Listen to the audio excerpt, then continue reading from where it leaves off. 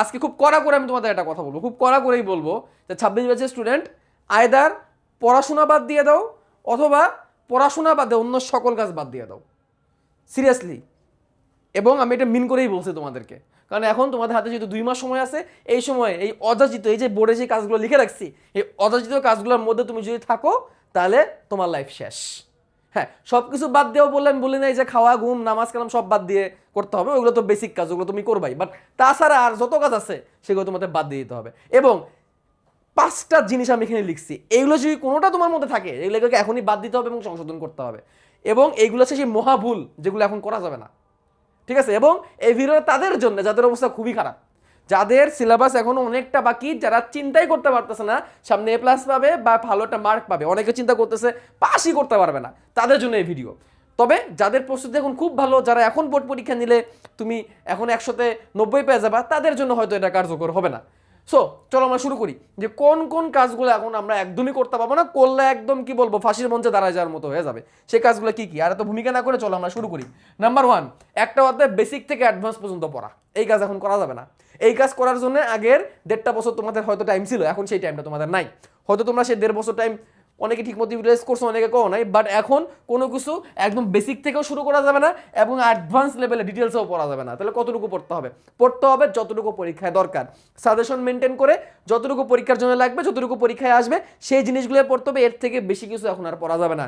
এখন আর একদম A to Z অর্থাৎ একদম বেসিক থেকে শেখা যাবে না, ঠিক আছে? ভেক্টরের একটা সূত্র কিভাবে প্রতিপাদন করে, গতিবিদ্যার একটা সূত্র কিভাবে প্রতিপাদন করে, এত প্রতিপাদন এখন তোমার দরকার নাই।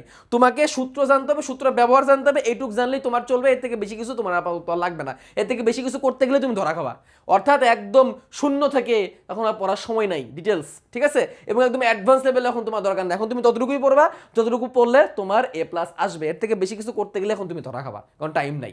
ওকে, 2 নম্বর জিনিস, অ্যাডমিশনের প্রেশার এখন নেওয়া যাবে না। দেখো তোমাদের মধ্যে অনেকে এখন অ্যাডমিশন নিয়ে ভাবতেছে, অ্যাডমিশনে কি করবে? আরে ভাই, কোনো একটা জায়গায় অ্যাডমিশন দিতে গেলে বাংলাদেশের ম্যাক্সিমাম ইউনিভার্সিটি, মেডিকেল বা বিভিন্ন জায়গায় আগে তোমার জিপিএ দেখে, জিপিএর কি অবস্থা। তুমি মেডিকেল বলো বা ভার্সিটি বলো, তোমার জিপিএ দেখবো এবং জিপিএ থেকে একটা মার্কও আসবে। সুতরাং এখন আর অ্যাডমিশন নিয়ে এত মাথা ঘামানোর দরকার নাই। আগে মাথা ঘামানো, এখন আর সেই মাথা ঘামানোর প্রয়োজন নাই। আগে যদি কেউ অ্যাডমিশনের জন্য আগায় রাখো তাহলে ভালো।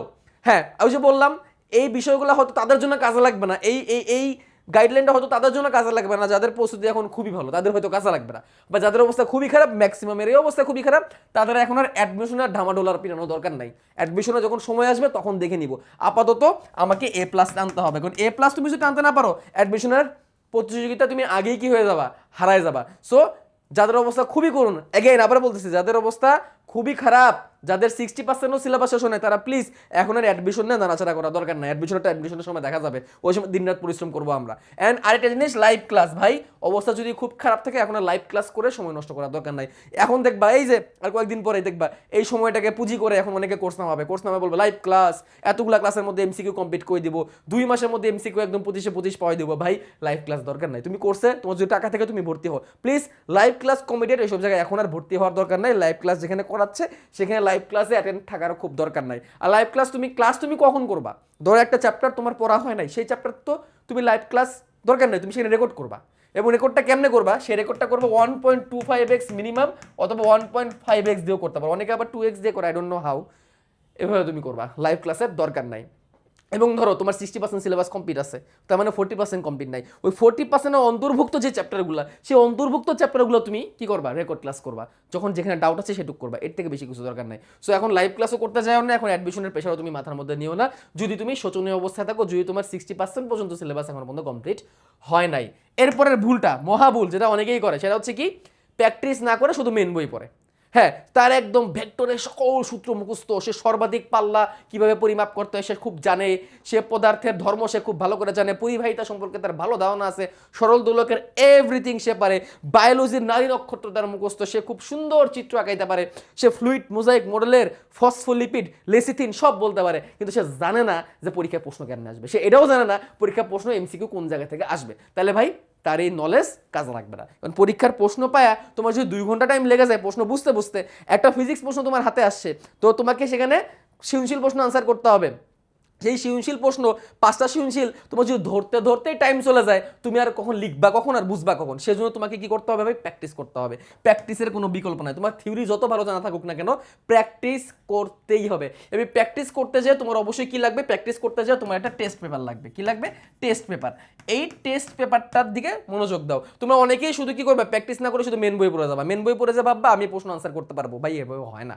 শুধু মেন বই পড়ে যায় হয় না। এটাকে ঠিক করো। মেন বই পড়ে যায় তুমি পারবে না। তোমাকে টেস্ট পেপারের হেল্প নিতে হবে। টেস্ট পেপার উইথ মেড ইজির একটা হেল্প তোমাকে নিতে হবে। টেস্ট পেপার উইথ মেড ইজির হেল্প তোমাকে নিতে হবে।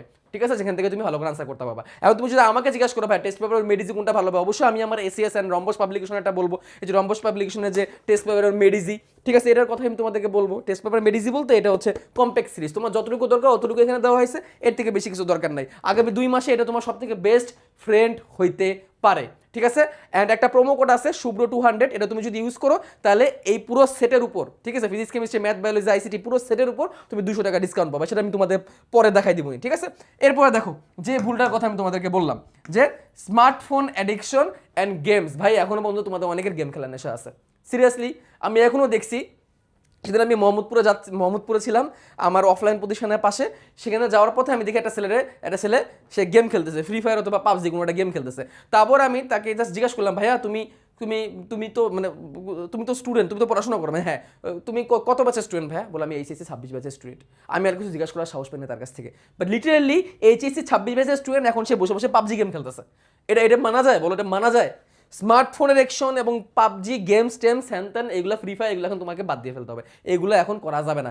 জাস্ট সিম্পলি মোবাইলটারে একদম দূরে রাখা পড়াশোনা করো। কিভাবে মোবাইল ফোন অ্যাডিকশন কিভাবে দূর করবে এগুলো তোমরা সবাই জানো।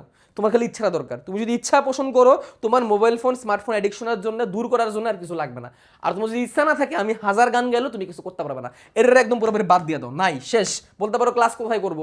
ক্লাস করার ব্যবস্থা 1000টা হয়ে যাবে। তুমি স্মার্টফোনটা দূর করো, সোশ্যাল মিডিয়ার আগে দূর করো, বা হাজার ব্যবস্থা হয়ে যাবে তোমাদের। ঠিক আছে, 1000 ব্যবস্থা হয়ে যাবে তোমার এই ক্লাস করার জন্য।